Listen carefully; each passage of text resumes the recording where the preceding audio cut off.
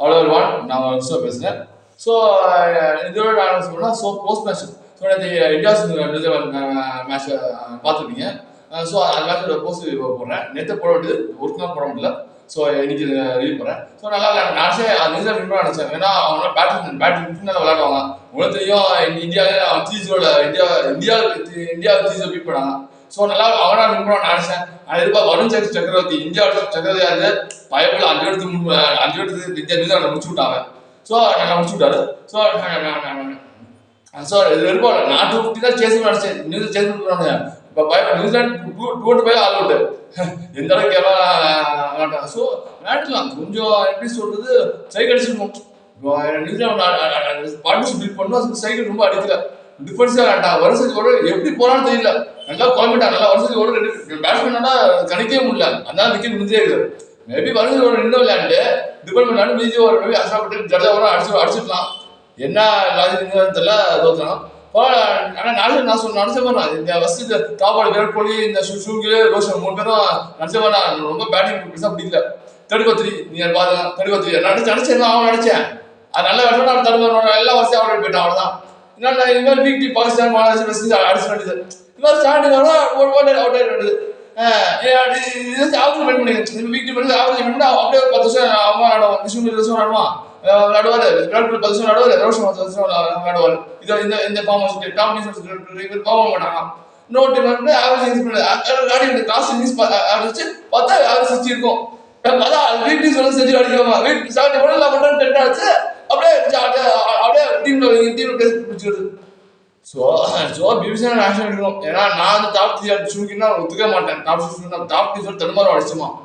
So செமிஃபைனல்ஸாக ஆனால் ஒன்றும் பண்ண முடியாது. செமிஃபைனல்ஸ் இதே மாதிரி 10-3 நீங்க பார்த்தீங்க 5-3 அவ்வளோதான் முடிஞ்சிச்சு.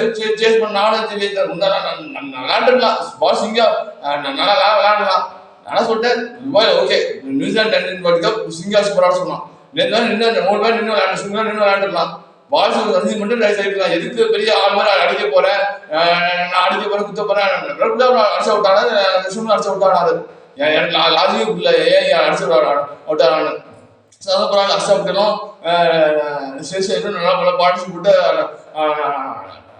அடிச்சாங்க. பார்ட்டிசிபேட் நல்லா கொடுத்தாங்க. 140 அடித்தாங்க, 98 அடிச்சாங்க. நல்லா தான். அது ஸ்லோ பிச்சு டோனி ட்ராக் ஸ்லோ பிச்சு, துபாய் பிச்சு உங்களுக்கு. ஸோ நல்லா குட் பார்ட்டிசிபேட் தான். அதுக்கப்புறம் அப்புறம் ரவிராஜா அடிச்சாரு, ஆடிப்பாடி ப்ளீஸ் கொடுத்தாரு. ஆடிப்பாடி அடிக்கலாம் மேபி இந்தியா தோத்துருக்கும். இந்தியா 200 தாண்டிக்காது, 200 தாண்டிக்காது வேறு கதை. ஏன்னா படம் பாட்டு அடிப்பாடி இன்னும் விளையாண்டு பார்ட்டிசிபேட் பண்ணி கொடுத்தாரு. ஸோ எல்லாரும் காரணம் படம் பேட்டிங் இருந்துச்சு. பவுலிங் படம் வந்துச்சு, கவலை கொடுத்தாரு. இல்லைன்னா இந்தியாவில் பவுலிங் போயிருக்கும். ஃபுல்லாக 4 ஃபிட்னஸ் தான். 4 ஃபிட்னஸ் நல்லா நான் நினச்சேன். 4 ஃபிட்னஸ் தான் வச்சு விளையாடணும்னு நினச்சேன். இந்தியா விளையாட நினச்சேன். 4 ஃபிட்னஸ் விளையாண்டாங்க, ஜெயிச்சா ஈஸியா.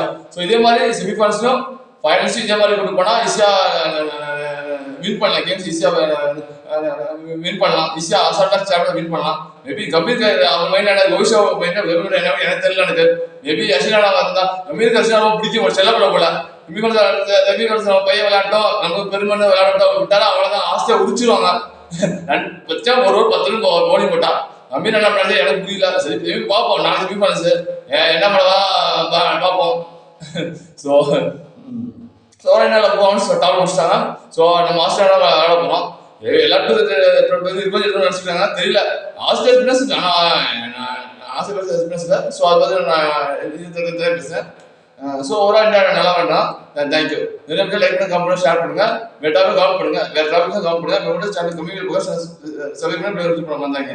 ஸோ எல்லா ஃப்ரெண்டும் கேட்டா நம்ம சப்ஸ்கிரைப் கேட்டால் அதுக்கான வீடியோ போட்டேன். ஸோ இந்த மாதிரி நிறைய கேளுங்க. யாரும் கேட்குறீங்க, ஃபோன் பண்ண கேட்குறீங்க. கேட்கணும் கேளுங்க. உங்களுக்கு யார் வீடியோ போட போகிறேன், உண்மையாக கேளுங்க. தேங்க்யூ.